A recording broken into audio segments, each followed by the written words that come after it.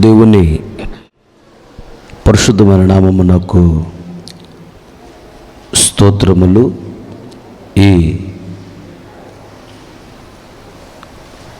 Good Friday ఆరాధనకు కూడి వచ్చిన మీ అందరికీ ప్రభు పేరట నా హృదయపూర్వకమైన వందనాలు చెల్లిస్తున్నా. ప్రజలాడు హల్లెలూయా. ఈ సందర్భంలో పరిశుద్ధ గ్రంథమైన బైబిల్లో నుండి కొద్ది మాటలు మనము ధ్యానించుకొని ఇక్కడ నుండి ఆశీర్వాదకరంగా వెళదాము. లూకాస్ వార్త 23వ అధ్యాయము 34వ వచనం. యేసు తండ్రి, వీరేమి చేయుచున్నారో వీరు ఎరుగరు కనుక వీరిని క్షమించమని చెప్పెను. చాలు. ఈరోజు గుడ్ ఫ్రైడే అనగా శుభ శుక్రవారము అంటారు. ఎందుకంటే భూలోకంలో ప్రతి మనిషి పాపులు దేవుని రాజ్యములో ప్రవేశించలేరు. ఏ కులమైనా ఏ మతమైనా పాపం నుండి విడుదల పొందినప్పుడే దేవుని రాజ్యంలో ప్రవేశించగలరు. మరి పాపం నుండి విడుదల ఎలా కలుగుతుంది? గోదానం చేసినా, భూదానం చేసినా, వస్త్రదానం చేసినా, తీర్థయాత్రలకు వెళ్ళినా, జాతరలకు వెళ్ళినా, పుణ్యక్షేత్రాలు దర్శించినా, ఎన్ని పుణ్యకార్యాలు చేసినా పాపం పోదు. పాపం పోయే మార్గం ఒకటే, పాపం నుండి విడుదల పొందే మార్గం ఒకటే. ఏంటంటే పరిశుద్ధమైన రక్తంలో కడుక్కున్నప్పుడే పాపం నుండి విడుదల కలుగుతుంది. మరి పరిశుద్ధమైన రక్తం ఎక్కడ దొరుకుతుంది? మనుషులందరూ పాపులే కదా. అందుకని ఈ సర్వలోకాన్ని సృష్టించిన సృష్టికర్త యేసయ్య, ఆయన సాటి లేని పరిశుద్ధుడు. ఆయన పిల్లలమైన మనము పాపములో ఉండి పాపములోని నశించి నరకానికి వెళ్ళుట ఆయనకి ఇష్టం లేక ఆయన ఈ లోకానికి వచ్చి తన పరిశుద్ధమైన రక్తాన్ని చిందించి ప్రాణాలు పెట్టాడు. ఆ రక్తము ద్వారా మన పాపాలు కడిగి పరిశుద్ధపరచి పాపాల నుండి మనల్ని విడిపించి ఆయన రాజ్యంలో చేర్చుకోవాలని గత 2021 సంవత్సరాల క్రితము ఇదే రోజున యేసయ్య అంత త్యాగం చేశాడు. ఉదయం 9 గంటలకు సిలువ వేశారు. సాయంత్రం 3 గంటల వరకు ఆయన సిలువలోనే ఉన్నాడు. బాగా వేదన చెందాడు. బాగా నిందలు అవమానాలు సహించుకున్నాడు. శ్రమలను బాగా భరించాడు.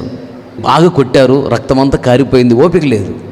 ఇంచుమించుగా 150 కేజీలు ఉన్నటువంటి సిలువను ఆయన చేత మోయించారు. అది సమతలంగా ఉన్న భూమి మీద కాదు, కొండ మామూలుగా ఎక్కటమే చాలా కష్టం. 150 కేజీలు బరువెత్తుకుని ఎక్కగలమా? ఎక్కలేకపోతుంటే పడిపోతుంటే కొడుతున్నారు బాగా కొరడాలతో. చాలా బాగా ఇబ్బంది పెట్టారు.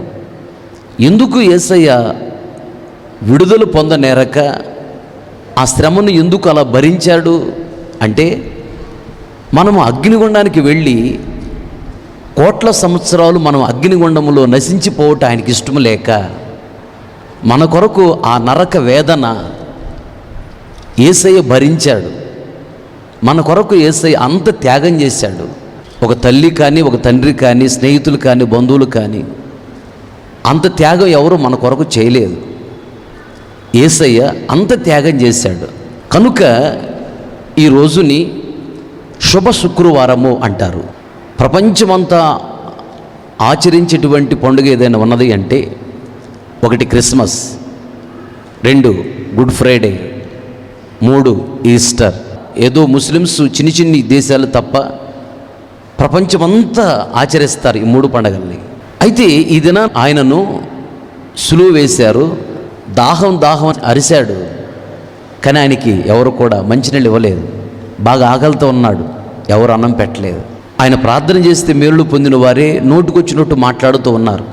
మౌనంగా వేదనతో తలదించుకొని అలాగే ఉన్నాడు. ఆయన ఎందుకు అలా సిలువలో తలదించాడు అంటే, మన బ్రతుకు దినములనేట మనము తల ఎత్తుకొని బ్రతకాలని. ఆయన నోరు తెరచి ఏదన్నా మాట్లాడా అది జరిగిపోద్ది. ఆశీర్వదించాడు కానీ ఎవరిని శపించలా. ఆ సిలువలో ఉన్నప్పుడు 7 మాటలు పలికాడు ఆయన. ఈరోజు మొదటి మాటను మనం ధ్యానించబోతూ ఉన్నాం. మొట్టమొదట సిలువలో ఉన్నప్పుడు ఆయన అన్న మాట ఏంటంటే, వాస్తవముగా తండ్రికి బాగా కోపం వచ్చింది. నా కుమారుడిని మీరు ఈ విధంగా ఇబ్బంది పెడతారా, ఇలా నిందిస్తారా, ఇలా అవమానపరుస్తారా, ఇంత హేళనకు అప్పగిస్తారా, ఇంత భయంకరం కొడతారా, ఎంత చిత్రహింసలు పెడతారా అని చూడలేక తండ్రికి కోపం వచ్చేసి భూకంపాన్ని పంపాడు. మొత్తం చీకటి ఆవరించింది ఆ టైంలో. అలాంటి సందర్భంలో తండ్రి కోపంతో ఉన్నాడు, ఒకవేళ భూప్రపంచాన్ని మొత్తం నాశనం చేస్తాడేమో అనుకొని వెంటనే యేసయ్య అంటాడు, తండ్రి వీరేమి చేస్తున్నారు, వీరు ఎరుగరు, వీరిని క్షమించండి అని. అంత బాధలో ఉండి కూడా ఆయనని హింసించిన వారిని, ఆయనను దూషించిన వారిని, ఆయనను ద్వేషించిన వారిని, ఆయనను కొట్టి తిట్టి చిత్రహింసలు పెట్టిన వారిని క్షమించమని యేసయ్య బ్రతిమలాడుతూ ఉన్నాడు. దేవునికి స్తోత్ర, హల్లెలూయా. ఆయన వెళ్ళిన మార్గంలోనే మనం వెళ్ళాలని యేసయ్య ఇష్టపడుతున్నాడు. అలాగే ఎంతోమంది మనల్ని ద్వేషిస్తూ ఉంటారు, దూషిస్తూ ఉంటారు, అవమానపరుస్తూ ఉంటారు, సూదిపోటు మాటలతో బాగా గుచ్చి గుచ్చి బాధ పెడుతూ ఉంటారు. మన దగ్గర మేలు పొందుతూనే మనకి కీడు చేస్తూ ఉంటారు, మనమే సాడీలు చెప్తూ ఉంటారు. మనము కూడా వారి నిమిత్తం ఏమని ప్రార్థన చేయాలంటే, తండ్రి వారేమి చేస్తున్నారో వారు వెరుగురు కనుక వారిని క్షమించు అని ప్రార్థన చేసేవారంగా మనం ఉండాలి. వాస్తవముగా ఇశ్రాయేలుకి తెలియదు ఆయన దైవ కుమారుడు అనేది తెలియదు. అందుకని యేసయ్య అంటాడు, తండ్రి వీరేమి చేస్తున్నారు, వీరు ఎరుగరు, వీరికి తెలియదు, వాళ్ళకి క్షమించు అన్నాడు. అందుకని ఆయనని కొట్టి సిలువ వేశారు. ఎందుకు తెలియదు వాళ్ళకి? తండ్రే వాళ్ళకి తెలియకుండా ఇశ్రాయేలు యొక్క మనోనేత్రాలు మూశాడు. యెషయా గ్రంథము తర్వాత చదువుకోండి, 6వ అధ్యాయం చదువుకుంటూ వస్తే, నా నిమిత్తం ఎవరు వెళతారు అని అడుగుతాడు తండ్రి. అప్పుడు యెషయా అంటాడు, నేనున్నానయ్యా, నన్ను పంపించు అంటాడు. అప్పుడు తండ్రి చెప్తాడు యెషయాతో, నువ్వు వెళ్ళి వారు మనోనేత్రాలు మూసే అంటాడు ఇశ్రాయేలుకి.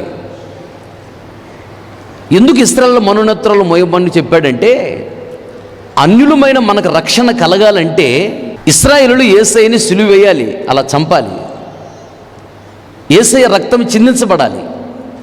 అప్పుడు సృష్టి మొత్తానికి విమోచన జరుగుతుంది, అన్యులమైన మనకు విడుదల కలుగుతుంది. కనుక ఇశ్రాయేలులు యేసయ్యని చంపకపోతే మన పాపాలకు విడుదల లేదు. అందుకని ఇశ్రాయేలులకు అప్పగించాడు. రక్తాన్ని చిందింప చేయడానికి, ఆయనను చంపటానికి తండ్రి అప్పగించాడు. అయితే యేసయ్య దైవ కుమారుడని తెలిస్తే ఇశ్రాయేలులు చంపరు. వాళ్ళు చంపకపోతే మనకి రక్షణ లేదు. మన రక్షణ కొరకు తండ్రి అయిన దేవుడు ఇశ్రాయేలుల మనోనేత్రాలు మూసి యేసయ్య దైవ కుమారుడని తెలియకుండా వాళ్ళకి చేశాడు. అందుకని యేసయ్య అంటాడు, తండ్రి వీరేమి చేస్తున్నారో వీరు ఎరుగురు, వీళ్ళకి తెలియదు, అందుకని వీళ్ళని క్షమించు అన్నాడు. ఇశ్రాయేలులను యేసయ్య క్షమించాడు, తండ్రికి ప్రార్థన చేస్తున్నాడు క్షమించమని. వారు శరీర సంబంధమైన ఇశ్రాయేలులు అయితే మనం ఆత్మ సంబంధమైన ఇశ్రాయేలం. ఇశ్రాయేలు అంటే అర్థం ఏంటంటే మార్పు చెందినవాడు అని అర్థం. యేసు ప్రభువు నిజమైన దేవుడిని నమ్మి మనం మార్పు చెందాము. అలాగే ఆత్మ సంబంధమైనటువంటి ఇశ్రాయేలులైన మనము కూడా తప్పులు చేస్తూ ఉన్నాము, చేశాము. యేసయ్య మనల్ని క్షమించాడు.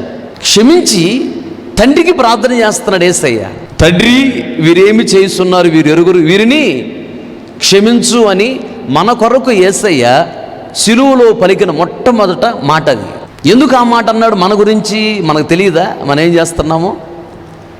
ఎన్నో సందర్భాలలో నీ భర్తకి సాతాను మనోనేత్రాలు మూసినప్పుడు నీ విలువ తెలియక ప్రార్థనకు వద్దులే, బైబిల్ చదవద్దు, మందిరం లేదు, గిందం లేదు, ప్రార్థన లేదు, గిర్థం లేదు, విడాకులు ఇస్తా, నీ అంతు చూస్తా అని అంటాడు.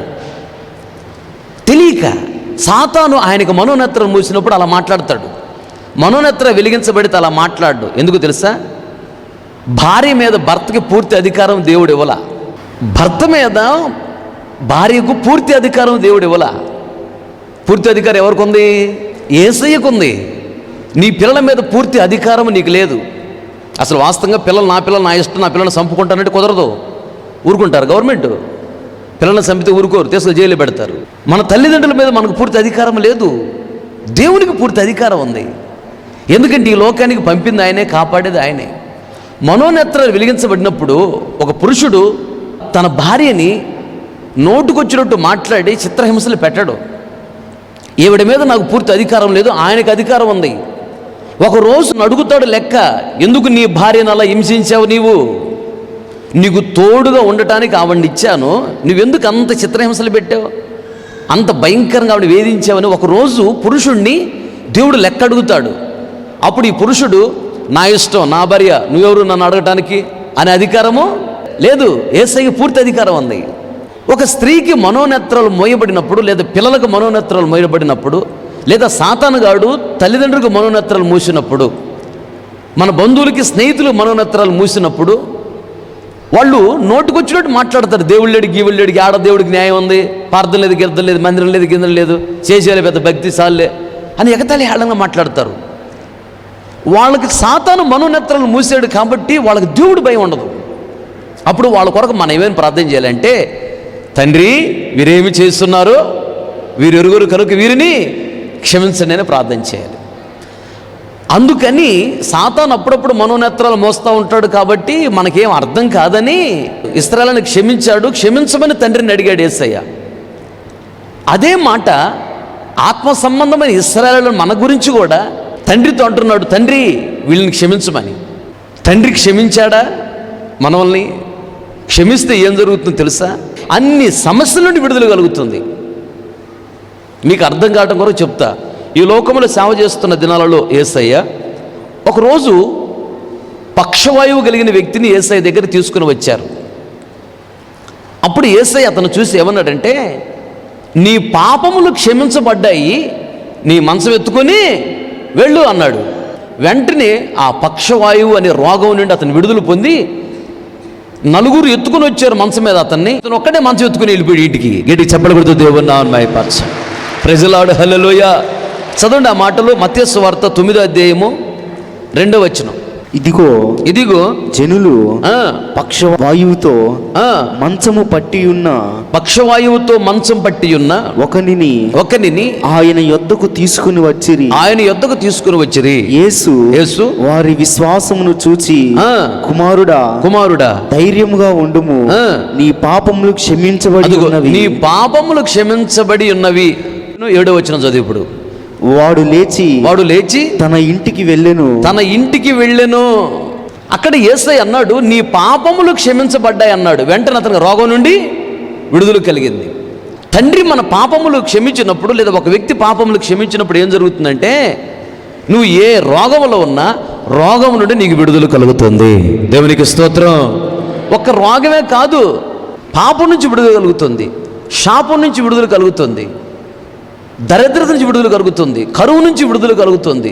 సమస్యలన్నిటి నుంచి విడుదల పొంది గొప్పగా దీవించబడి పరలోక రాజ్యమునకు వెళ్ళగలము. దేవునికి స్తోత్రం, హల్లెలూయా. అయితే తండ్రి అయిన దేవుడు ఒక వ్యక్తిని ఎప్పుడు క్షమిస్తాడు, లేదా ఒక వ్యక్తిని ఎప్పుడు తండ్రి క్షమించి ఆశీర్వదిస్తాడు? ఎప్పుడు ఒక వ్యక్తిని తండ్రి క్షమించి సమస్త పాపాల నుండి, సమస్త సమస్యల నుంచి విడిపిస్తాడు అని ఒకసారి మనం గమనించినట్లయితే చదవండి ఆ మాటలు. మత్తయి సువార్త 6వ అధ్యాయము 14-15 వచనాలు. మనుషుల అపరాధములను మీరు క్షమించిన ఎడల మీ పరలోకపు తండ్రియు మీ అపరాధములను క్షమించును. మీరు మనుషుల అపరాధములను క్షమింపకపోయిన ఎడల మీ తండ్రియు మీ అపరాధములను క్షమించడు. చాలు. మన ఎడల ఎవరైనా ఏదైనా పాపము చేసినప్పుడు లేదా తప్పు చేసినప్పుడు వారిని మనము క్షమించినట్లయితే తండ్రి అయిన దేవుడు మనల్ని క్షమిస్తాడు. మన పట్ల తప్పు చేసిన వాళ్ళని మనం క్షమించకపోతే తండ్రి అయిన దేవుడు మనల్ని క్షమించడు. తండ్రి క్షమించకపోతే ఏ సమస్య నుంచి విడుదల పొందలేము. తండ్రి క్షమించకపోతే మనం ఆశీర్వదించబడలేము. తండ్రి క్షమించకపోతే మనం పరలోక రాజ్యానికి వెళ్ళలేము. తండ్రి మనల్ని క్షమించాలి. తండ్రి మనల్ని క్షమించి మనల్ని ఆశీర్వదించాలంటే మన పట్ల తప్పిదములు చేసిన వారిని మనం క్షమించాలి. నీ చెల్లెలైనా, మీ అక్క అయినా, నీ తోబుట్టువులైనా, నీ బంధువులైనా, మీ ఆడబిడ్డ అయినా, మీ తోడుకోడలైనా, నీ ఇరుగు పొరుగు వాళ్ళైనా, నీ శత్రువులైనా నీ పట్ల ఏదైనా తప్పు చేశారని నీకు తెలిసిందా, వారిని క్షమించాలి. క్షమించి ఏం చేయాలి? క్షమించి వాళ్ళు చేసిన తప్పు నువ్వు మర్చిపోవాలి. మర్చిపోయి వాళ్ళతో మరలా ప్రేమగా కలిసిమెలిసి ఉండాలి. వాళ్ళ కోసం ప్రార్థన చేయాలి. వాళ్ళకు నువ్వు మేలు చేయాలి. దేవునికి స్తోత్రం. చెప్పలు గట్టిగా హల్లెలూయా. ఇలా ఇతరులు నీ పట్ల తప్పు చేసినప్పుడు వాళ్ళని క్షమించి వాళ్ళకు మేలు చేసే వ్యక్తివైతే తండ్రి అయిన దేవుడు కూడా నువ్వు చేసిన పాపాలు క్షమించి నీ పాపాలను ఆయన మర్చిపోయి నీకు కూడా మేలు చేస్తాడు. సమస్త బాధల నుంచి విడిపిస్తాడు. నేను గొప్పగా దీవిస్తాడు. నీకు పరలోక రాజ్యం ఇస్తాడు. దేవునికి స్తోత్రం. మీకు ఇంకా అర్థమయ్యేటట్టు చెప్తా వినండి. సౌలు రాజు దావీదును చంపాలని వెంటబడుతున్నాడు. దావీదు అడవులు పట్టుకొని పారిపోతున్నాడు.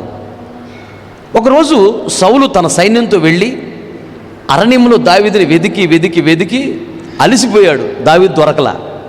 అప్పుడు ఒక గుహ బయట చెట్ల క్రింద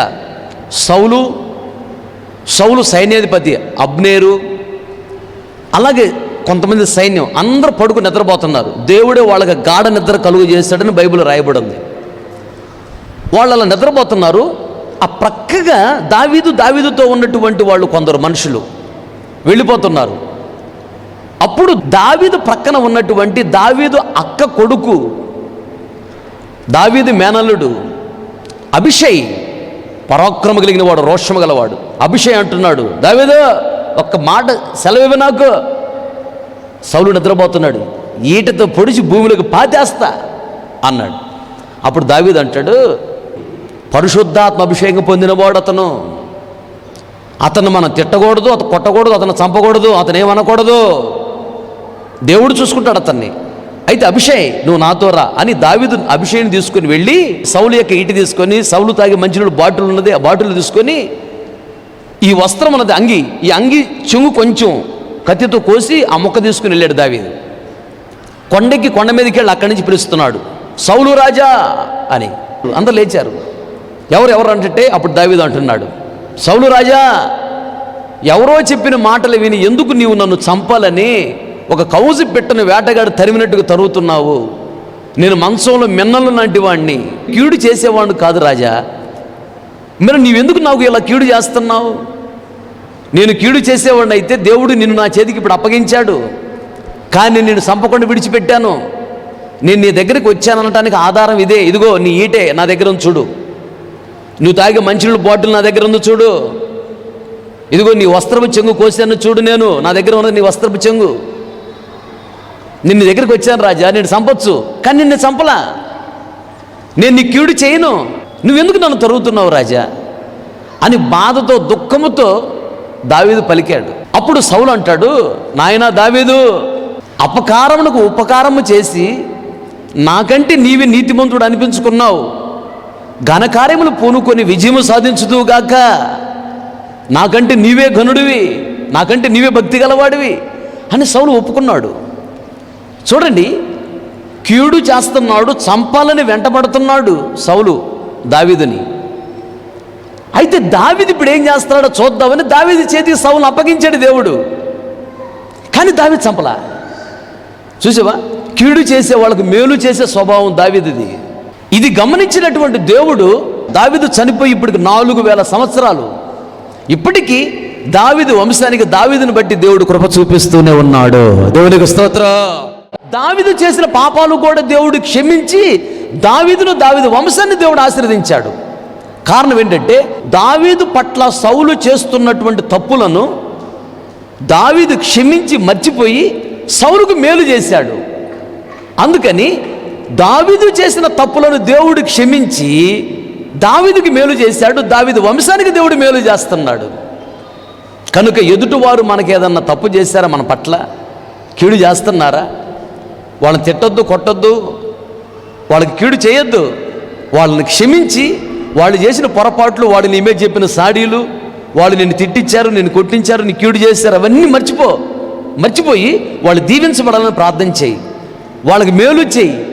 ఇలా ఎదుటివారి పాపాలను క్షమించి ఎప్పుడైతే నువ్వు మర్చిపోతావో, వాళ్ళకి మేలు చేస్తావో, నీవు చేసిన పాపాలు దేవుడు క్షమించి మర్చిపోతాడు, నిన్ను ఆశీర్వదిస్తాడు, నీకు మేలు చేస్తాడు, నీ వంశాన్నే దేవుడు దీవిస్తాడు. దేవునికి స్తోత్రం. రెండోదిగా చదవండి, లూకా సువార్త 7వ అధ్యాయము 47-48 వచనాలు. ఆమె విస్తారముగా ప్రేమించును కనుక ఆమె యొక్క విస్తార పాపములు క్షమించబడినని నీతో చెప్పుచున్నాను నేను. ఎవనికి కొంచెముగా క్షమింపబడును వాడు కొంచెముగా ప్రేమించునని చెప్పి నీ పాపములు క్షమించబడి ఉన్నవి అని ఆమెతో అనెను. చాలు. తలలో పైకెత్తి నా వైపు చూస్తూ నా మాటలు గమనించండి, మీకు అర్థమయ్యేటట్టు చెప్తా. యేసు ప్రభు ఈ లోకములో సేవ చేస్తున్న దినాలలో ఒక ప్రాంతంలో గుండా వెళుతున్నప్పుడు పరిసయ్యుడు, అతని పేరు సీమోను, అతడు యేసు ప్రభు దగ్గరికి వచ్చి, నాయనా యేసు, ఈరోజు మా ఇంటికి వచ్చి నువ్వు భోజనం చేయాలని అడిగాడు.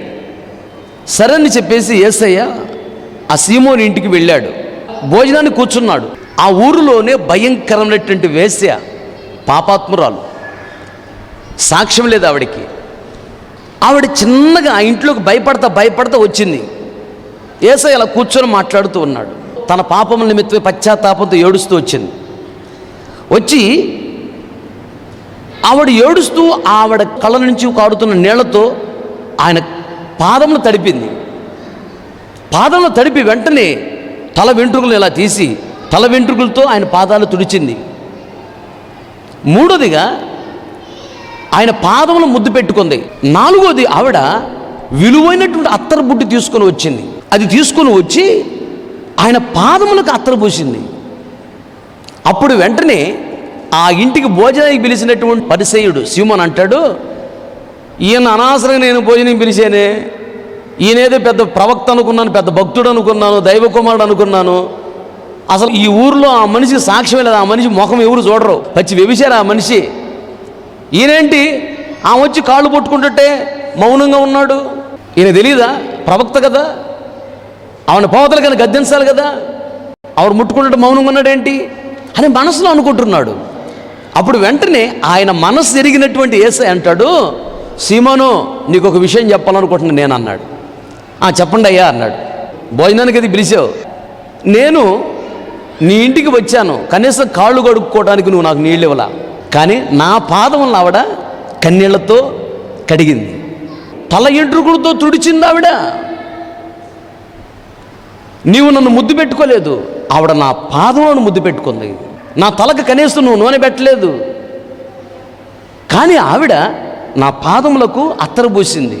నీకంటే ఎక్కువగా విస్తారంగా నన్ను ప్రేమించింది ఈవిడ విస్తారంగా నన్ను ప్రేమించింది కాబట్టి ఈవిడ విస్తార పాపములు నేను క్షమించాను అన్నాడు. దేవునికి స్తోత్రం. చెప్పాలి గట్టిగా హల్లెలూయా. ఎవరు నన్ను బాగా ప్రేమిస్తారో వారు పాపాలను నేను బాగా క్షమిస్తా. ఎవరు కొంచెం ప్రేమిస్తారో నన్ను, వాళ్ళ పాపాలను కొంచెమే క్షమిస్తా నేను. మనము ఎంతగా దేవుణ్ణి ప్రేమిస్తామో అంతగా దేవుడు మన పాపాలు క్షమించి మనల్ని ఆశీర్వదిస్తాడు. సామెతల గ్రంథం 8:21 వచనం రాయబడిన మాట ఏంటంటే, నన్ను ప్రేమించు వారిని ఆస్తికర్తలుగా చేయుదును. చాలు. దేవుడిని ప్రేమిస్తారంట, ఏది లేదని నువ్వు బాధపడుతున్నావో ఆ ఆస్తులన్నీ, ఆ దీవెనలన్నీ నీకు ఇచ్చి వాటి మీద నేను అధికారిగా ఉంచుతాడంట. దేవునికి స్తోత్రం. హల్లెలూయా. దేవుణ్ణి నువ్వు ఎంత ప్రేమిస్తావో నీ పాపాలు అంత బాగా క్షమిస్తాడంట. ఆయన ఎంతగా నీ పాపాలు క్షమిస్తాడో అంత బాగా కనపరచబడతావు, అంత బాగా హెచ్చించబడతావు. నీ వంశము నీవు అంత బాగా దీవించబడతారు. నిశ్చయంగా దేవుని రాజ్యంలో ఉంటాము. ఆయన ప్రేమిస్తే నీ పాపాలు క్షమించి నిన్ను ఆశీర్వదిస్తాడు. ఆయన ప్రేమించడం అంటే ఏంటి? అక్కడే వ్రాయించి పెట్టాడు. ఆ పాపాత్మురాలైన స్త్రీ యేసయ్యను విస్తారంగా ప్రేమించింది. ప్రేమించి 4 పనులు చేసింది అక్కడ. ఒకటి, యేసయ్య పాదాలను ఆవిడ కన్నీళ్లతో తడిపింది. నీవు దేవుని సన్నిధిలో మోకరించి కన్నీటి ప్రార్థన ఎప్పుడైతే చేస్తావో యేసయ్య పాదాలను కన్నీటితో తడిపావని అర్థం. ఇప్పుడు యేసయ్య ఆకాశం నా సింహాసనం అన్నాడు, భూమి నా పాదపీఠం అన్నాడు. ఆయన పాదాలు ఎక్కడున్నాయి? భూమి మీదే ఉన్నాయి. దేవుని మందిరానికి వచ్చి దేవుని మందిరంలో మోకరించి నువ్వు కన్నీళ్లు కార్చి ప్రార్థన చేస్తే నీవు యేసయ్య పాదాలను కన్నీళ్లతో కడిగావు అని అర్థం. యేసయ్యని విస్తారంగా నువ్వు ప్రేమిస్తున్నావు అని అర్థం. నీ విస్తార పాపాలు క్షమించి నిన్ను దేవుడు గొప్పగా దీవిస్తాడు. కన్నీటి ప్రార్థన నేర్చుకోవాలి. కన్నీటి ప్రార్థన అంటే దేవునికి చాలా ఇష్టం. దానికి పెద్ద చదువు అవసరం లేదు, దానికి పెద్ద అనుసంధానం ఐశ్వర్యం అవసరం లేదు. దేవా, కన్నీరు కార్చి ప్రార్థన చేయడం నాకు నేర్పించు ప్రభు అని ప్రతిరోజు ప్రభువుని అడుగు. ఆశగల ప్రాణాన్ని దేవుడు తృప్తిపరుస్తాడు. కన్నీరు కార్చి ప్రార్థన చేయడం ఒక్కటి నువ్వు నేర్చుకున్నావంటే నిన్ను మించిన గొప్పవారే మరొకరు ఉండరు ఆ ప్రాంతంలో. ఎందుకంటే ఈ లోకంలో ఉన్న వజ్రాలు దేవుని సింహాసనాన్ని కదిలించలేవు. కానీ నువ్వు మోకరించి కన్నీరు కార్చి యేసయ్యకి ప్రార్థన చేస్తే యేసయ్య సింహాసనం కదిలించబడుతుంది. గట్టిగా చెప్పకూడదు, దేవుని నామమున మహిమపరచును. ఆయన సింహాసనం మీద కూర్చోలేడు, పరుగు పరిగెత్తుకుంటూ వస్తాడు. ఉదాహరణకి ఒక తల్లిగా నీవు బయట బట్టలు ఉతుకుతా ఉన్నావు, పిల్లోడు ఉయ్యాల్లో నిద్రపోతా ఉన్నాడు. సడన్గా పిల్లోడు ఉయ్యాల నుంచి లేచి కేక పెట్టి ఏడుస్తున్నాడు. నువ్వు బట్టలు ఉతుక్కుంటా ఉండగలవా? వెంటనే బట్టలు అక్కడ పడేసి పరుగు లోపల పరిగెత్తుకుంటూ వెళ్తావు. వెళ్ళి ఉయ్యాల్లో ఉన్న బాబుని ఎత్తుకుంటావు. ఎత్తుకునిక ఊరుకో ఎవరో కొట్టింది ఎవడాడు అని ధైర్యపరుస్తూ ఉంటావు బాబుని. నీకు వచ్చినటువంటి ఏదో పాటలు ఉంటాయి, జోల పాటలు, ఆ పాటలు పాడుతూ ఉంటావు. దెబ్బకి ఏడు పాపేస్తాడు పిల్లోడు. చూసావా? ఎంత పని మీద ఉన్నా పిల్లోడు ఏడ్చాడంటే పరుగు పరిగెత్తుకుంటూ వచ్చేస్తావు నువ్వు. అలాగే నీవు మనసు మార్చుకొని బాప్తిస్మం తీసుకొని కన్నీళ్లు కార్చి ప్రార్థన చేసే వ్యక్తివైతే ఆయన సింహాసనం కదిలించబడిద్ది. పరలోక రాజ్యాన్ని విడిచిపెట్టి నీ దగ్గరికి వస్తాడు. నీ సమస్య ఏంటి నాయన? నీ సమస్య ఏంటమ్మా? నువ్వు ఎందుకు ఏడుస్తున్నావు? నీ బాధ ఏంటి చెప్పని నిన్ను ఆదరించడానికి, ఓదార్చడానికి, బలపరచడానికి, తృప్తిపరచడానికి, సేద తీర్చడానికి, నీ కన్నీటి నాట్యంగా మార్చడానికి భూమి మీదకి వస్తాడు ఆయన. కన్నీటికి అంత విలువ ఉన్నది. నువ్వు కన్నీటి కార్చి ప్రార్థన చేస్తాంటే జనాలు ఎగతాళి హేళన చేసి మాట్లాడతారు, నవ్వుకుంటారు. కానీ యేసయ్య ఏం చేస్తాడు తెలుసా? కన్నీళ్ళని అంట ఆయన ఏం చేస్తాడు? బుడ్డులో పట్టుకుంటాడంట. కన్నీళ్లు చాలా విలువైనవి. ప్రతి చిన్నదానికి నువ్వు కన్నీళ్ళు కార్చకూడదు. సామాన్యంగా ఏడుపు రాదు నాకు. ఏదైనా సంఘానికి ఏదన్నా పెద్ద కీడు అలాంటిది వస్తున్నప్పుడు, ఇంకేదన్నా జరుగుతున్నప్పుడు అప్పుడే నేను కన్నీళ్ళు పెట్టి ప్రార్థన చేస్తాను. కన్నీటి పెట్టి ప్రార్థన చేస్తానంటే ఒక కార్యం జరిగింది నాకు తెలుసు. కన్నీటి ప్రార్థనకు ఉన్న విలువ నాకు తెలుసు. అందుకని అనవసరం వాటికి నేను కన్నీళ్ళు కార్చను. ప్రతి చిన్నదానికి కొందరు అనవసరం కన్నీళ్ళు కారుస్తుంటారు. కన్నీళ్ళు చాలా విలువైనవి. తక్కువ ఉంటే మన దగ్గర పనికిమాలిన వాటి అన్నిటి కోసం నువ్వు కన్నీళ్ళు కారిస్తే విలువైన వాటి కొరకు ఎప్పుడు కన్నీళ్ళు కారుస్తావు? పరిశుద్ధాత్మ అభిషేకం కొరకు కన్నీళ్ళు కార్చాలి. పరిశుద్ధమైన జీవితం కొరకు కన్నీళ్ళు కార్చాలి. యథార్థమైన జీవితం కొరకు కన్నీళ్ళు కార్చాలి. నీకు ఇష్టమైన జీవితం చేయలేకపోతున్నానయ్యా అని కన్నీళ్ళు కార్చాలి. సాతాన్ని జయించాలయ్యా అని కన్నీళ్ళు కార్చాలి. నీ రాజ్యానికి నేను రావాలి అని కన్నీళ్ళు కార్చాలి. మా వంశం అంతా నీ రాజ్యంలో ఉండాలి అని కన్నీళ్ళు కార్చాలి. అనేకుల రక్షణ కొరకు నువ్వు కన్నీళ్ళు కార్చాలి. ఇలా కన్నీరు కార్చి ఎప్పుడైతే నువ్వు ప్రార్థన చేయటం నేర్చుకుంటావో ఏ దీవెనైనా ఆగదు. ముందు నీకు వచ్చిన తర్వాతనే వేరే వాళ్ళ దగ్గరికి వెళ్ళిద్ది. కన్నీటి ప్రార్థనకు అంత విలువ ఉండిద్ది. కనుక ప్రతిరోజు ప్రభువుని అడుగయ్యా, కన్నీరు కార్చి నీకు ఇష్టమైన ప్రార్థన చేసే వ్యక్తిగా నన్ను మార్చు అని అడగాలి. దేవునికి స్తోత్రం, హల్లెలూయా. ఆవిడ విస్తారంగా ప్రేమించిందంట. అందుకని విస్తారమైన పాపాలు క్షమించి ఆవిడని ఆశీర్వదించాడు. అది ఒకటి. రెండోది, పాదాలను తల వెంట్రుకలతో తుడిచింది. తల వెంట్రుకలు అంటే కొరింథీయులకు రాసిన పత్రికలో రాయబడిన మాట ఏంటంటే, స్త్రీ తల వెంట్రుకలు పెంచుకొనుట ఆవిడకి ఘనత. పురుషుడు తల వెంట్రుకలు పెంచుకోకూడదు. ఆవిడ తల వెంట్రుకలతో యేసయ్య పాదాలు తుడిచింది అంటే అర్థం ఏంటంటే యేసయ్యను ఘనపరిచింది. దేవునికి స్తోత్రం, చెప్పాలి గట్టిగా హల్లెలూయా. అలాగే ప్రతిరోజు మోకరించి ఆయన ఘనమైన నామాలు చెప్పి ఆయన ఘనపరచాలి. ఎలా? మహాపరిశుద్ధుడా స్తోత్రం స్తోత్రం స్తోత్రం, మహాగణుడా స్తోత్రం స్తోత్రం స్తోత్రం, ఆలోచనకర్త స్తోత్రం స్తోత్రం స్తోత్రం, మహాజీవమగల దేవ స్తోత్రం స్తోత్రం స్తోత్రం, కృపా సత్య సంపూర్ణుడా స్తోత్రం స్తోత్రం స్తోత్రం. ఇవి ఆయన ఘనమైన పేర్లు. ఆయన ఘనమైన పేర్లు చెప్పి ప్రతిరోజు ఉదయాన్నే లేచి ఆయన నువ్వు స్తుతించి గణపరచు. అంతేకాదు, దేవుడు నీకు ఏ ఏ మేలులు చేశాడో అవన్నీ దేవుడికి చెప్తూ కృతజ్ఞత కలిగి దేవుడిని స్తుతించాలి. దేవా, నీ పోలిక నాకు ఇచ్చినందుకు స్తోత్రం స్తోత్రం స్తోత్రం. తండ్రి, నిజమైన దేవుడు నువ్వని చాలామందికి తెలియదు, నాకు తెలియజేసావయ్యా, అందుకు స్తోత్రం స్తోత్రం. నీ రక్తంతో నన్ను కడిగి పరిశుద్ధపరిచావయ్యా, అందుకు స్తోత్రం స్తోత్రం స్తోత్రం. దేవా, నీవు ఏర్పాటు చేసుకున్న సేవకుల దగ్గర సంఘములో నన్ను నాటావయ్యా, అందుకు స్తోత్రం స్తోత్రం స్తోత్రం.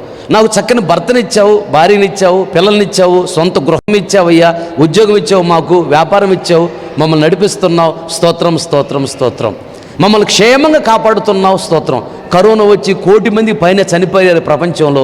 ఈరోజు మేము బ్రతికి బట్టగడుతున్నాం అంటే కేవలం నీ కృపదేవ. కరోనా మమ్మల్ని ముట్టకుండా కాపాడుతున్నందుకు స్తోత్రం స్తోత్రం.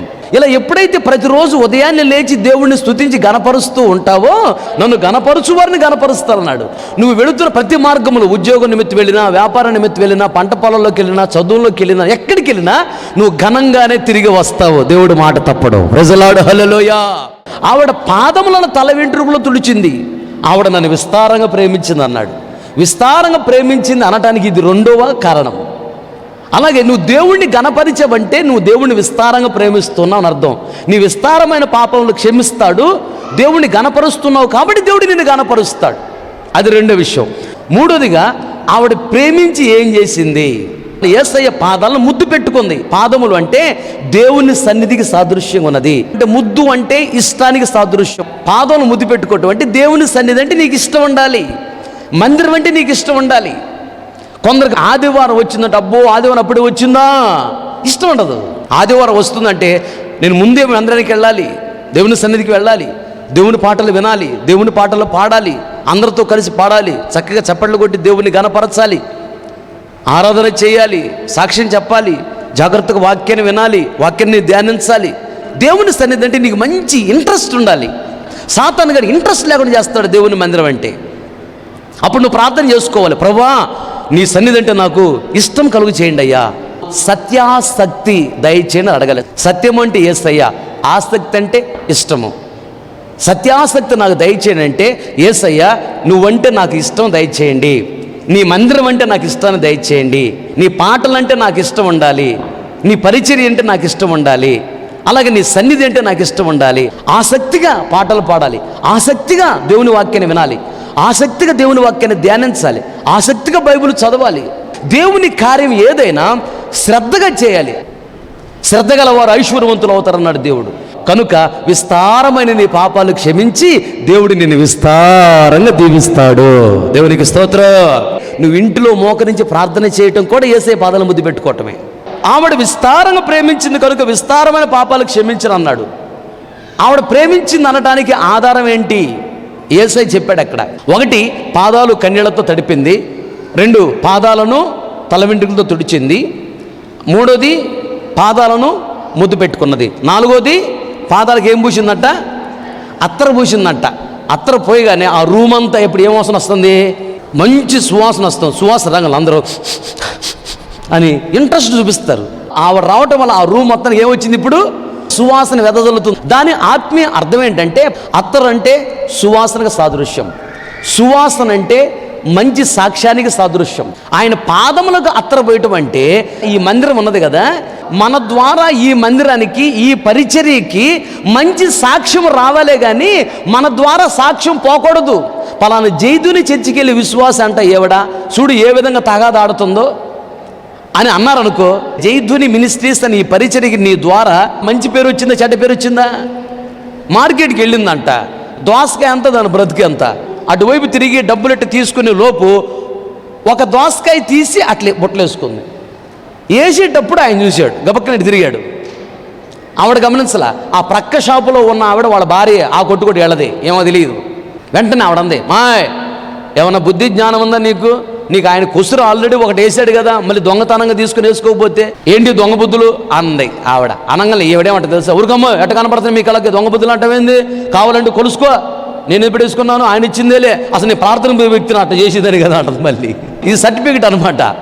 ఆయన క్లియర్గా చూసింది కళ్ళతో. తప్పది. ఇంక మళ్ళీ దేవుడి పేరు చెబుతున్నా ఆయనకు అవమానం తీసుకొస్తా. యేసు ప్రభు దొంగతనం చేయమని చెప్పాడా? ఆ జైదుని పాస్టర్ గారు దొంగతనం చేయమని చెప్పాడు మీకు? తప్పు కదా. నోరు మూసుకో, మాట్లాడగాక, పెద్దలాగా ఉన్నావు అంటారు. చూసావా? దోసకాయ ఎంత, దాని బ్రతికెంత. దోసకాయ దగ్గర దేవుని నామానికి అవమానం తీసుకొచ్చింది. పరిచర్యకి పలానా జైదులు చచ్చిపోద్దు అంటావా? ఆమె చూడు ఇక్కడ దొంగతనం చేసింది, పాస్టర్ గారు అయ్యే నేర్పిస్తున్నాడా? నేను దొంగతనం చెప్పి ఎప్పుడని చెప్పాను మీకు? చూసా? పరిచర్యకి ఇవ్వడం వల్ల దుర్వాసన వచ్చింది. అక్కడ సువాసన వచ్చిందా? దుర్వాసన, సువాసన కాదు. అత్తరు కాదు, ఏం పోసింది? కిరసనాలు అక్కడ పోసింది. అత్తరు పూస్తే ఆ రూమ్ అంతా సువాసన వెదజల్లింది అని. కిరసనాలు పోస్తే అక్కడ సువాసన వెదజల్లిద్దా? అలాగే పాదములకు అత్తరు పూసిందంటే అర్థం ఏంటంటే ఆ రూమ్ అంతా సువాసన వెదజల్లింది ఆవిడ. అంటే అర్థం ఏంటంటే మంచి సాక్ష్యం వెదజల్లాలి. దేవుని పరిచర్యకు మన ద్వారా చెడ్డ సాక్ష్యం రాకూడదు. దేవునికి మన ద్వారా చెడ్డ సాక్ష్యం రాకూడదు. అన్నిలో నోటికొచ్చినట్టు మాట్లాడితే మన దేవుణ్ణి మనమే అవమానపరిచినట్లు. ఒకరోజు ట్రైన్లో వస్తా ఉన్నా నేను, ఇద్దరు పాస్టర్లు పైన కూర్చొని ఉన్నారు ట్రైన్లో. ఆ పైన నేను అక్కడ నిలబడి ఉన్న వైట్లో. నన్ను చూసి అన్నాడు, ప్రైజ్లాడ్ సార్ అన్నాడు. నేను చూసి ప్రైజ్లాడ్ అన్నాను. అంటేను నేను అన్నాను, ఏంటి ప్రైజ్లాడ్ చెప్పారు? నేను తెలుసా మీకు అన్నాను. మీరు పాస్టర్ గారు లాగా ఉన్నారు, మళ్ళీ కలవపట్లను ఉన్నాను నేను, కనుకనే మీ పాస్టర్ గారు అయ్యి ఉంటారు అని చెప్పేసి మేము వందలని చెప్పామన్నాడు. సరే నేను పాస్టర్ని అయ్యా అన్నాను. ఏ ఊరు అన్నాడు? వినుకొండ అయ్యా అన్నాను. మీ మినిస్ట్రీ పేరు ఏంటి నన్ను అడగల. అడగకుండానే వాళ్ళు ఏమన్నారు తెలుసా? వినుకొండ అనగానే వినుకొండ జైతుల మందిరం తెలుసా నీకు అన్నాడు నన్ను పాస్టర్ ఇద్దరు. నేను అన్నాను బాగా తెలుసు అన్నాను. బాగా అంటే అట్ట తెలుసు అన్నాడు. దాని పాస్టర్ నేనే కదా అన్నాను. జైతుల మందిరం నువ్వే పాస్టర్? నేనే అన్నాను. నేను అసలు జైతుల మందిరం మీకెట తెలుసు అన్నాను. వాళ్ళది మార్కపురం అంట పాస్టర్ది. మా వాళ్ళు చెప్పుకుంటున్నారంటే చుట్టుప్రక్కల బాగా జైతుల మినిస్ట్రీ గురించి మంచి పేరు వచ్చింది, బాగా చెప్పుకుంటున్నారు. మార్కపురంలో పాస్టర్లు కూడా చెప్పుకుంటున్నారు. ఈ మధ్యకాలంలో పెట్టారంట, తక్కువ టైంలోనే వాళ్ళు బాగా డెవలప్ అయ్యారు. దేవుడు వాళ్ళకి బాగా కృప చూపిస్తున్నాడు. దేవుని సన్నిధి, దేవుని సముఖము, దేవుడు వాళ్ళకు నిండుగా తోడై ఉన్నాడు అని మీ గురించి గొప్పగా చెప్పుకుంటున్నారు అని అంటేనే నేను నవ్వి, సంతోషం నాయనా, దేవుడు ఉండి ఆశీర్వదిస్తే పరిచర్య అలాగే ఉండిద్ది నాయనా అన్నాను. దేవునికి స్తోత్రం, హల్లెలూయా. ఇక్కడికి వచ్చి వాక్యం చెప్పిపోయిన ప్రతి పాస్టర్ గారు కూడా ఆశ్చర్యపోతారు ఈ పరిచర్యను చూసి. మన ఇక్కడికి వచ్చి లాస్ట్ రోజు వాక్యం చెప్పాడు పాస్టర్ గారు, మంచి దైవజనుడు, 32 సంవత్సరాలు ఆయన సేవకు వచ్చి ఆయనే చూసి ఆశ్చర్యపోయాడు. అత్తరు చల్లితే రూములు ఎంత సువాసన వస్తుందో అలాగే ఈ పరిచర్యకు మన ద్వారా మంచి సాక్ష్యం రావాలి, అలా ప్రవర్తించాలి. అందుకని ప్రతిరోజు ప్రభువుని అడగాలి, దేవా నా సాక్ష్యపు జీవితాన్ని పరిమళింప చేయండి, లేదా మంచి సాక్ష్యపు జీవితం నాకు ఇవ్వండి అని ప్రతిరోజు ప్రభువుని అడగాలి. 4వదిగా ఆవిడ పాదములకు అత్తరు పూసిందంట. పాపాత్మురాలే, ఒకప్పుడు దుర్మార్గురాలే, సాక్ష్యం లేని వ్యక్తే. విస్తారంగా యేసయ్యని ప్రేమించింది, విస్తార పాపాలు దేవుడికి క్షమించాడు, ఆవిడని ఆశీర్వదించాడు, ఆవిడకి సాక్ష్యాన్ని ఇచ్చాడు, ఆవిడని గణపరిచాడు, ఆవిడకి దేవుడి రాజ్యం ఇచ్చాడు. ఆ సీమోనన్న పోయాడు లేదు, పరలోక రాజ్యం గ్యారెంటీ లేదు, కానీ ఆవిడ మాత్రం పరలోక రాజ్యం పోయింది గ్యారెంటీగా. అలా యేసయ్య క్షమించాడు మనల్ని. తండ్రిని అడుగుతున్నాడు, తండ్రి వీళ్ళని క్షమించండి అని. తండ్రి మనల్ని క్షమించి మనల్ని ఆశీర్వదించాలంటే 2 విషయాలు చెప్పాను. ఒకటి, ఇతరులు మన పట్ల చేసిన తప్పిదములను మనం క్షమించి వాళ్ళకి మేలు చేస్తే మర్చిపోయి, యేసయ్య మన పాపాలను క్షమించి మర్చిపోయి మనకు మేలు చేస్తాడు, అది ఒకటి. 2వది, ఈ పాపాత్ములైన స్త్రీ వలె విస్తారముగా యేసయ్యని ప్రేమించినట్లయితే మన విస్తార పాపాలు క్షమించి మనల్ని యేసయ్య ఆశీర్వదిస్తాడు. అలాగే ఇంకొక మాట కూడా నేను చెప్తాను. లూకా సువార్త 17:3 మీ విషయమై మీరే జాగ్రత్తగా ఉండుడి. నీ సహోదరుడు తప్పిదము చేసిన ఎడల అతనిని గద్దించుము. అతడు మారు మనసు పొందిన ఎడల అతనిని క్షమించుము. అతడు ఒక దినమున 7 మారులు నీ ఎడల తప్పిదము చేసి 7 మారులు నీ వైపు తిరిగి మారు మనసు పొంది తినని ఎడల అతనిని క్షమింపవలెను. మిమ్మల్ని ఎగతాళి హేళన చేసి మాట్లాడారా, అసహించుకున్నారా, ద్వేషించారా, దూషించారా, మీరు బయటకు వచ్చి చెప్పు అక్కడ విడిచి దుమ్ము ఆ ఇంటి దగ్గర దులిపి రండి. రేపు తీర్పు దినాన మధ్యాకాశములో ఈ దుమ్ము చెప్పిద్ది సాక్ష్యం. నా సేవకు నీ ఇంటికి పంపిస్తే నువ్వు నోటికొచ్చినట్టు మాట్లాడావు, లేదా మనసులో అనుకున్నావు, ద్వేషించి దూషించావు, కనుక ఇదిగో ఆడ దుమ్ము దులిపెళ్ళాడు నా సేవకుడు, ఈ దుమ్మే సాక్ష్యం చెప్తుంది, నువ్వు పరలోక రాజ్యానికి రాలేవు. ఎదుటివారు నీ పట్ల తప్పు చేసినప్పుడు నేను చేసిన తప్పే నన్ను క్షమించు అని అడిగారా, మనసు మార్చుకున్నారా, వెంటనే వాళ్ళని క్షమించు అన్నాడు. అలాగే దేవుడు కూడా మన పట్ల ఏం చేస్తాడంటే, ఇప్పుడు అనాలోచితంగా తొందరపడి చెడును చూసావు, లేదా చెడు మాట్లాడావు, లేదా చెడ్డ ఆలోచన చేశావు, చెడు ప్రవర్తన ప్రవర్తించావు, ఏదో దేవునికి ఇష్టం లేని పాపం చేశావు.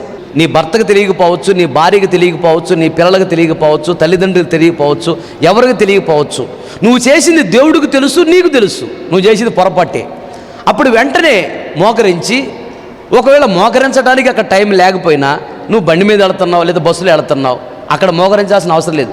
ఆ కుర్చీలో కూర్చొనైనా నిలబడైనా, అయ్యా ఎస్ అయ్యా, నేను అనాలోచితంగా ఈ చెడు చూశా, ఈ చెడు మాట్లాడా, చెడును విన్నా, చెడును ఆలోచించా, నేను చేసిన తప్పేనయ్యా, నన్ను క్షమించయ్యా, నీ రక్తముతో నన్ను కడిగి పరిశుద్ధపరచయ్యా, ఇంకెప్పుడు నేను చేయనయ్యా అని ఎప్పుడైతే నువ్వు అలా పాపాన్ని ఒప్పుకొని విడిచిపెడతావో, పాపము చేయనని తీర్మానం చేసుకుంటావో, అనగా ఎప్పుడైతే నువ్వు మనసును మార్చుకుంటావో, ఆ చెడ్డ మనసును విడిచిపెట్టి మంచి మనసును ఎప్పుడైతే నువ్వు ధరించుకుంటావో, అప్పుడే దేవుడు నీ పాపాలు క్షమిస్తాడు. అతిక్రమమును దాచిపెట్టువాడు వర్ధిల్లడు, ఒప్పుకొని విడిచిపెట్టువాడు వర్ధిల్లుతాడని ఉండాలి అక్కడ, అంతే కదా. వర్ధిల్లుట అనేది గొప్ప విషయం కాదు.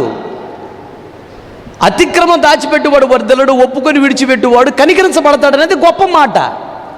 కనికరించబడతాడంటే కృప పొందుకుంటాడు. పాపాన్ని విడిచిపెడితే నువ్వు మనసును మార్చుకుంటే కృప పొందుకుంటావు. కృప నీకు వచ్చిందంటే నీకు ఏ దీవెన తక్కువ కాదు. కృప ఉన్నదంటే అర్హత లేకపోతే దీవించబడతావు. కృప నీ మీద ఉన్నదంటే నిన్ను ఎవడు ఆపలేడు, తప్పనిసరి పరలోకానికి వెళ్ళిపోతావు. పరలోకంలో ఉన్న ప్రతి దీవెన నీ ఎద్దకు వస్తుంది. కృపలో అన్ని దీవెనలు దాగి ఉన్నాయి. కృప ద్వారానే సాతాన్ని జయించగలవు. దేవుని కృప ద్వారానే సమస్త దీవెనలు పొందగలము. దేవుని కృప ద్వారానే పరిశుద్ధంగా బ్రతకగలము. దేవుని కృప ద్వారానే పరలోక రాజ్యానికి వెళ్ళగలం. ఈ కృప ఎలా వచ్చింది అంటే, పాపాన్ని విడిచిపెట్టి పాపం చేయనని నీ మనసును ఎప్పుడైతే నువ్వు మార్చుకుంటావో అప్పుడే దేవుడు నిన్ను క్షమిస్తాడు, నీకు కృప చూపిస్తాడు. అందుకని దావీదు అంటాడు 66వ కీర్తన 18వ చరణం చదవండి. నా హృదయములో నేను పాపమును లక్ష్యము చేసిన ఎడల ప్రభు నా మనవి వినకపోవును. నేను పాపాన్ని హృదయంలో ఉంచుకున్నట్లయితే నా ప్రార్థన వినేవాడు కాదు. నిశ్చయముగా దేవుడు నా మనవి అంగీకరించున్నాడు. నేను పాపాన్ని హృదయంలో ఉంచుకుంటే విడిచిపెట్టకుండా నా ప్రార్థన అంగీకరించేవాడు కాదు. నేను పాపాన్ని ఉంచుకోకుండా నా హృదయంలో పాపాన్ని ఒప్పుకొని విడిచిపెట్టాను, అందుకు నా ప్రార్థన ఆలకించాడు. ఒకటి. ఆ తర్వాత ఆయన నా విజ్ఞాపన ఆలకించి ఉన్నాడు. నేను ఇతరుల కొరకు చేసిన ప్రార్థన కూడా ఆలకించాడు. దేవుడు నా ప్రార్థనను త్రోసివేయలేదు, నా యొద్ద నుండి తన కృపను తొలగించలేదు. దేవునికి స్తోత్రం. ఇలా నీవు ప్రార్థన చేసినప్పుడు దేవుడు వింటాడు. నువ్వు ఇతరుల కొరకు విజ్ఞాపన ప్రార్థన చేసినప్పుడు ఆ ప్రార్థన దేవుడు ఆలకిస్తాడు. అంతేకాదు కృప చూపిస్తాడంట. అంతేకాదు 8వ అధ్యాయము అపోస్తుల కార్యములు 22వ వచనం చూస్తే అక్కడ మాట ఉన్నది. కాబట్టి ఈ నీ చెడుతనము మానుకొని మారు మనసు పొంది ప్రభువును వేడుకొనుము. ఒకవేళ నీ హృదయాలోచన క్షమించబడవచ్చును. నీవు ఘోర దుష్టత్వములోను దుర్నీతి బంధకంలోను ఉన్నట్టు నాకు కనబడుచున్నదని చెప్పెను. అందుకు సీమోను, మీరు చెప్పిన వాటిలో ఏది నా మీదకి రాకుండా మీరే నా కొరకు ప్రభువును వేడుకొనుడని చెప్పాను. దేవునికి స్తోత్రం. హల్లెలూయా. పరిశుద్ధాత్మ అభిషేకం నాకు కావాలి. నేను ఎవరు తల మీద చేయబెట్టి ప్రార్థన చేస్తున్నా వాళ్ళందరికీ అభిషేకం రావాలి. ఆ వరాన్ని నాకు ఇవ్వండి పేతురుని యోహాన్ని గారడీ చేసేటువంటి సీమోని అడిగాడు. అప్పుడు వాళ్ళు అన్నారు, దేవుని ఎదుట నీ హృదయం సరి అయినది కాదు, నీ హృదయంలో ఘోర దుష్టత్వం ఉన్నట్లు అనిపిస్తుంది. నీవు నీ హృదయంలో ఉన్న పాపాన్ని ఒప్పుకొని విడిచిపెట్టు, దేవుడు నీ హృదయాన్ని క్షమిస్తాడు, ఆ పరిశుద్ధాత్మ అభిషేకాన్ని ఇస్తాడు అన్నాడు. ఎప్పుడైతే నువ్వు పాపాన్ని ఒప్పుకొని విడిచిపెట్టి పాపము చేయనని తీర్మానం చేసుకొని మనసును మార్చుకుంటావో దేవుడు కృప చూపిస్తాడు, అన్ని దీవెనలు ఇస్తాడు. అంతేకాదు బలమైన పరిశుద్ధాత్మ అభిషేకం చేత నింపుతాడు. ఆమేన్. 3 విషయాలు చెప్పాను, ఇంకొక మాట కూడా చెప్తాను. చదవండి యోహాను సువార్త 20వ అధ్యాయము 23వ వచనం. ఎవరి పాపములు క్షమింతురో, మీరు ఎవని పాపములు క్షమిస్తారో అవి వారికి క్షమించబడును. ఎవరి పాపములు మీరు నిలిచి ఉండనిత్తురో అవి నిలిచి ఉండునని వారితో చెప్పెను. చాలు. తలల పైకెత్తి నా వైపు చూస్తున్న ఆ మాటలు గమనించండి. ఈ వాక్య భాగాన్ని మనం గమనించినట్లయితే వాక్య భాగంలో దానికి ముందు ఇంకో మాట ఉన్నది. అని ఊది పరిశుద్ధాత్మను పొందుడి అని చెప్పాడు శిష్యులతో. చెప్పి అప్పుడు శిష్యులను పంపిస్తూ యేసయ్య ఒక మాట చెప్పాడు. ఏం చెప్పాడంటే, మీరు ఆయా ప్రాంతాలకు వెళ్ళండి, సువార్తను ప్రకటించండి. సేవకులతో చెప్పాడు యేసయ్య, ఎవరి పాపాలు మీరు క్షమిస్తారో, విశ్వాసుల పాపాలు, వాళ్ళ పాపాలు నేను క్షమిస్తా. మీరు ఎవరి పాపాలు క్షమించరో నేను కూడా వాళ్ళ పాపాలు క్షమించను అని చెప్పాడు. జాగ్రత్త గమనించండి. దైవజనుడికి దేవుడు ఇచ్చిన అధికారం అది. పరిశుద్ధాత్మను పొందుకున్న దైవజనుడు, అయ్యా వాళ్ళ పాపాలు క్షమించండి, వాళ్ళని ఆశీర్వదించండి ప్రార్థన చేస్తే, ఎవరి కొరకు ప్రార్థన చేస్తాడో దైవజనుడు వాళ్ళ పాపాలు క్షమించి వాళ్ళని ఆశీర్వదిస్తాడు. దేవా, వాళ్ళు సంఘానికి కీడు చేస్తున్నారు, సంఘానికి విరోధంగా ప్రవర్తిస్తున్నారు, విరోధంగా మాట్లాడుతున్నారయ్యా, వాళ్ళు సంఘానికి మేలు చేయకపోగా చేసేవాళ్ళు కూడా చేయనీయకుండా ఆపుతున్నారయ్యా, వాళ్ళ పొరపాటు నువ్వు క్షమించొద్దయ్యని అలా ప్రార్థన చేశాడా, అలా మనసును అనుకున్నాడా, ఆ విశ్వాసుల పాపాలు దేవుడు క్షమించడు ఆ వాక్యం ప్రకారం. ఎందుకంటే నా సేవకుడు నువ్వు దుఃఖపరిచావు, కన్నీళ్లు పెట్టించావు, కాబట్టి నా సేవకుడు నిన్ను క్షమించట్లేదు, నేను కూడా క్షమించను అని. అప్పుడు పాపాలు వాళ్ళ మీద అలాగే నిలిచి ఉంటాయి కాబట్టి వాళ్ళు దీవించబడలేరు, పరలోక రాజ్యానికి వెళ్ళలేరు ఆ విశ్వాసులు. దేవుడు మహాకృపను బట్టి ఈ 18 సంవత్సరాల సేవలో నేను ఎవరి గురించి అలా ప్రార్థన చేయలే. ఆ అధికారం దేవుడు ఇచ్చిన సంగతి నాకు తెలుసు. ఒక ఇంటికి వెళ్ళి వాళ్ళకి సువార్త చెప్పు, వాళ్ళు మేము చర్చికి రాము పాస్టర్ గారు, నువ్వు మా ఇంటికి రావద్దు అన్నారా, మిమ్మల్ని ఎగతాళి హేళన చేసి మాట్లాడారా, అసహించుకున్నారా, ద్వేషించారా, దూషించారా, మీరు బయటకు వచ్చి చెప్పు, అక్కడ విడిచి దుమ్ము ఆ ఇంటి దగ్గర దులిపి రండి. ఆ దుమ్ము సాక్ష్యం ఉండిద్ది. రేపు తీర్పు దినాన మధ్యాకాశంలో ఈ దుమ్ము చెప్పిద్ది సాక్ష్యం. నా సేవకు నీ ఇంటికి పంపిస్తే నువ్వు నోటికొచ్చినట్టు మాట్లాడావు, లేదా మనసులో అనుకున్నావు, దూషించావు కనుక ఇదిగో ఆడ దుమ్ము దులిపెళ్ళాడు నా సేవకుడు, ఈ దుమ్మే సాక్ష్యం చెప్తుంది, నువ్వు పరలోక రాజ్యానికి రావు, నీకు పరలోక రాజ్యం ఏమైనా చెప్తాడు. అది పరిశుద్ధాత్మ చేత నడిపించబోయి దైవజనుడికి ఇచ్చిన అధికారం. ఏదో వస్తే కన్నీళ్లు పెట్టుకొని బాధపడి మౌనంగా ఉంటాను, క్షమించు ప్రభుని ప్రార్థన చేస్తానే కానీ అట్లా ఎప్పుడు అంత ఘోరంగా ప్రార్థన చేయలే. ఒకరోజు ఇలాగే దైవజనుడు పైకి ఎక్కి వెళతా ఉన్నాడు కొండ మీదకి. ఏమన్నారంట, బోడివాడ ఎగతాళి చేసి మాట్లాడంట. వెంటనే ఎక్కడో అడుగులో నుంచి వెలుగుంట్లు అక్కడికి ఎగతాళి హేళన చేసిన సేవకుడిని, పిల్లల్ని సీల్ చేసినాడు. అంటే దైవజనుడు బాధతో దుఃఖంతో ఏదన్నా పలికాడా, దేవుడు తట్టుకోలేడు, ఆ మాట పట్టుకుంటాడు అట్లా. అందుకనే ఒక మాట రాసి పెట్టాడు దేవుడు. చూడండి 13వ అధ్యాయం 17వ వచనం, హెబ్రీయులకు రాసిన పత్రిక.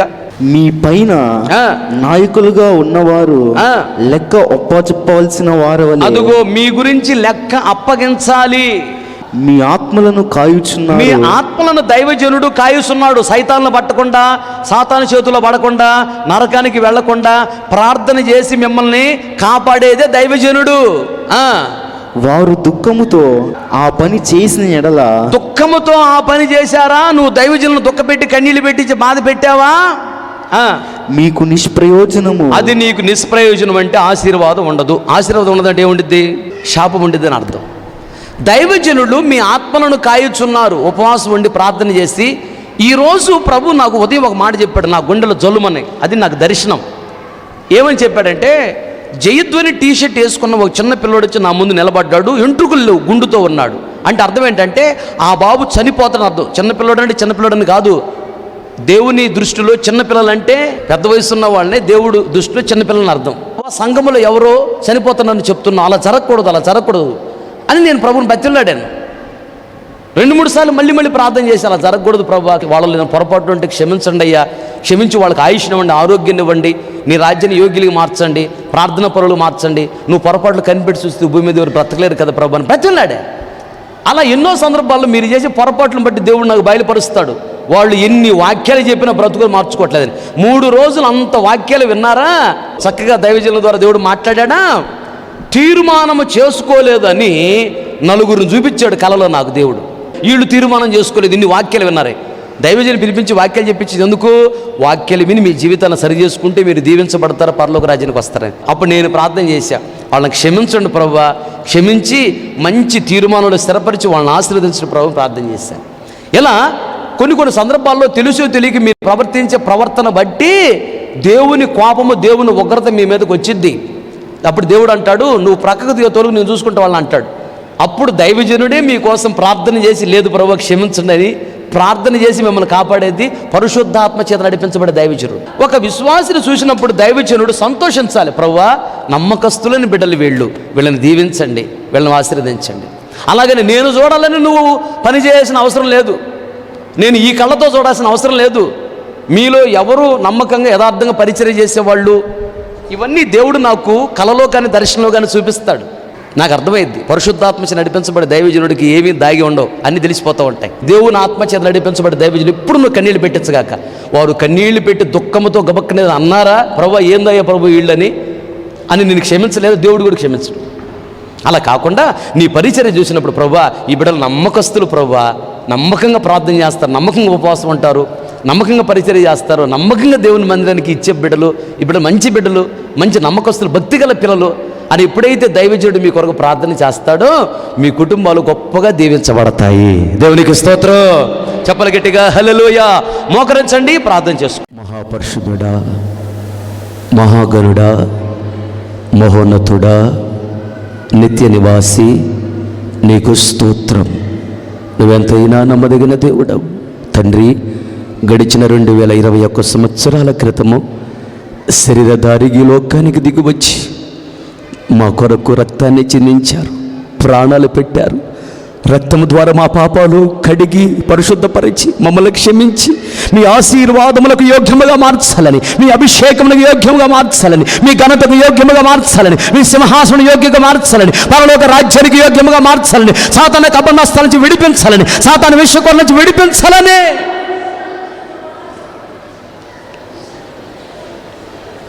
నీ హస్తపు నీడలో మమ్మల్ని దాచాలని ఈ లోకానికి దిగివచ్చి రక్తాన్ని చిందించి ప్రాణాలు పెట్టారు. తండ్రి వీరేమి చేస్తున్నారు, వీరెరుగరు, వీరిని క్షమించండి అని శిలువలో మొట్టమొదటి మాట మీరు పలికారు. దేవా అలాగే మేము కూడా మా పట్ల అపరాధము చేసిన వారిని, తండ్రి వీరేమి చేసిన వీరెరుగరు, వీరు క్షమించండి అని ప్రార్థన చేయాలని, క్షమించి పాపాలను మర్చిపోయి వాళ్ళకి మేలు చేయాలని, అప్పుడే తండ్రి మమ్మల్ని క్షమిస్తాడని, తండ్రి మీ దగ్గర మాకు క్షమాపణ దొరుకుతుందని, మేము క్షమించబడతామని, సమస్త ఆశీర్వాదములకు యోగ్యముగా మార్చబడతామని, నీ రాజ్యములకు యోగ్యంగా మార్చబడతామని మీరు మాతో మాట్లాడినందుకు నీకు స్తోత్రమయ్యా. రెండోదిగా పాపాత్ములైన స్త్రీ జీవితాన్ని మా ముందు నుంచి మీరు బహుతేటగా మాట్లాడారు. ఆవిడ విస్తారంగా ప్రేమించింది కనుక ఆవిడ విస్తార పాపాలు క్షమించబడ్డాయి, ఘనపరచబడింది, మంచి సాక్ష్యం పొందుకున్నది, దేవాని రాజ్యములో ప్రవేశించిందని. మేము కూడా ఆమె వల్ల విస్తారముగా ప్రేమించి మా విస్తారమైన పాపాలకు క్షమాపణ పొందుకొని మేము కూడా ఘనపరచబడాలని, సాక్ష్యము పొందుకోవాలని, నీ రాజ్యములో ప్రవేశించాలని ఆవిడ జీవితాన్ని మా ముందు నుంచి మీరు ఆదరిస్తూ, హెచ్చరిస్తూ, ఓదారుస్తూ, బలపరుస్తూ మాట్లాడినందుకు నీకు స్తోత్రం. విస్తారముగా ప్రేమించటం అంటే కన్నీళ్లతో నీ పాదాలు కడగాలని, అనగా కన్నీటి ప్రార్థన చేసేవారుగా ఉండాలని, తల వెంట్రుకలతో ఆవిడ పాదములను తుడిచింది. అలాగే దేవా ప్రతిరోజు ఉదయాన్నే లేచి మేము మిమ్మల్ని కనపరిచేవారుగా ఉండాలని. మూడోదిగా పాదములను ముద్దు పెట్టుకున్నది, అనగా నీ పాద సన్నిధి, నీ మందిరం అంటే మేము ఆసక్తి కలిగి ఉండాలని, నీ మందిరములో ఏ పని అయినా, నీ మందిరానికి సంబంధించిన ఏ కార్యమైనా మేము ముద్దు పెట్టుకునే వారుగా ఉండాలని, ఆసక్తిని కనుపరిచేవారుగా ఉండాలని.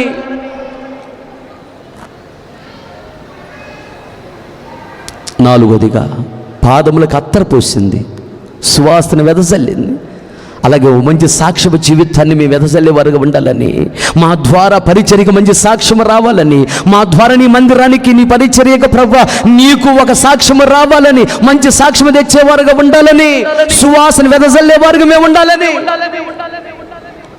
అప్పుడే మేము విస్తారముగా నిన్ను ప్రేమించినట్లు, విస్తారమైన మా పాపాలు క్షమించబడతాయని, విస్తారంగా మేము దీవించబడతామని, విస్తారంగా గణపరచబడతాం, విస్తారమైనటువంటి కృప పొందుకుని మీ రాజ్యంలో ప్రవేశిస్తామని నాతో మాట్లాడినందుకు స్తోత్రం. మూడోదిగా, పాపాన్ని ఒప్పుకొని విడిచిపెట్టి పాపము చేయడని తీర్మానం చేసుకున్నప్పుడు, లేదా పాపము చేయడని తీర్మానం చేసుకుని పాప క్షమాపణ నిమిత్తం బాప్తిస్మం తీసుకున్నప్పుడే పాపాలు క్షమిస్తాను, పాపం నుంచి విడిపిస్తాను, సమస్త ఆశీర్వాదములు యోగ్యంగా మారుస్తానని మాట్లాడారు. స్తోత్రం. నాలుగోదిగా, మీ సేవకులకు అధికారం ఇచ్చారు. పరిశుద్ధాత్మ అభిషేకాన్ని పొందుకున్న సేవకులకు అధికారం ఇచ్చారు. సేవకుడి విశ్వాసుల యొక్క పాపాలు ఎవరు పాపాలు క్షమిస్తారో వారి పాపాలను క్షమిస్తానన్నారు. సేవకుడు ఎవరి పాపాలు క్షమించడో వారి పాపాలు నేను క్షమించనని దేవా మీరు మాట్లాడారు. కనుక దైవజనులు కన్నీళ్లు పెట్టించకూడదు, దుఃఖపరచకూడదు, బాధ పెట్టకూడదు, అలా కోపాన్ని రేపకూడదు. సేవకులకు దయను సంపాదించుకోవాలని ఈరోజు బహుతేటగా మీరు మాట్లాడారయ్యా. అప్పుడే క్షమాపణ దొరుకుతుందని, దైవదేవుని దగ్గర నుంచి క్షమాపణ దొరుకుతుందని, దేవ నీ దగ్గర నుంచి క్షమాపణ దొరుకుతుందని, క్షమించబడి ఆశీర్వదించబడతామని, గణపరచబడతామని, హెచ్చించబడతామని, నీ రాజ్యంలో ప్రవేశిస్తామని, సాతాను శక్తులు జయించగలమని, పరిశుద్ధమైన జీవితం చేయగలమని, యథార్థమైన జీవితం చేయగలమని, శరీర కోరికలు జయించగలమని, సమస్తాన్ని జయించి నీ రాజ్యములు ప్రవేశించి నీ సింహాసనం మీద కూర్చుండగలమని ఈరోజు బహుతేటకి మీరు మాట్లాడినందుకు స్తోత్రం. విత్తమని వాక్యం వృధా కాకూడదు. విన్న ప్రతి గుండెల వాక్యానుసరపరచండి, వాక్యానుసారమైన జీవితాలను గ్రహించండి, పశ్చాత్తాప కన్నీటాత్మను కుమ్మరించండి, మనోనేత్రాలు వెలిగించండి, భయము భక్తి చేత నింపండి. మీ బిడ్డలు బయలుదేరి వెళుతున్నారు, మీ సన్నిధిని సమకన తోడుగొంచండి. ఈ బిడ్డలు ప్రభా క్షమించండి అయ్యా, ఈ బిడ్డల పాపాలను క్షమించండి, విస్తారమైన పాపాలను క్షమించండి, క్షమించి విస్తారమైన బిడ్డలను దీవించండి అయ్యా. ప్రతి అవస్థను తీర్చండి, నీ నామానికి మహిమ తెచ్చుకోండి ప్రభా. మీరు వచ్చినప్పుడు ధైర్యం నిలబడి మీ రాజ్యంలో ప్రవేశించడం కృపచేత నింపమని నేను అడుగుతున్నాను. చాలా ఆశ్చర్యకరంగా జయకరంగా జరిగించి నీ దివ్యనామమై తెచ్చుకోమని యేసు నామములు అడిగి పొంది ఉన్నాము తండ్రి, ఆమేన్. తండ్రి అయిన దేవుని ప్రేమ, కుమారుడు యేసుక్రీస్తు వారి కృప, పరిశుద్ధాత్మని అన్యోన్య సహవాసము, సన్నిధి సముఖం చేరిన మనకును ప్రపంచంలో సకల కోటి పరిశుద్ధులందరకు, మరి ముఖ్యముగా అక్కిరవిని తీర్మానం చేసుకున్న ప్రతి ఒక్కరు దృష్టి ఉంచి ఆశీర్వదించి అంతవరకు దేవుడు నడిపించునుగాక. ఆమేన్. మీ అందరికీ నా హృదయపూర్వకమైన వందనాలు చెల్లిస్తున్నాను.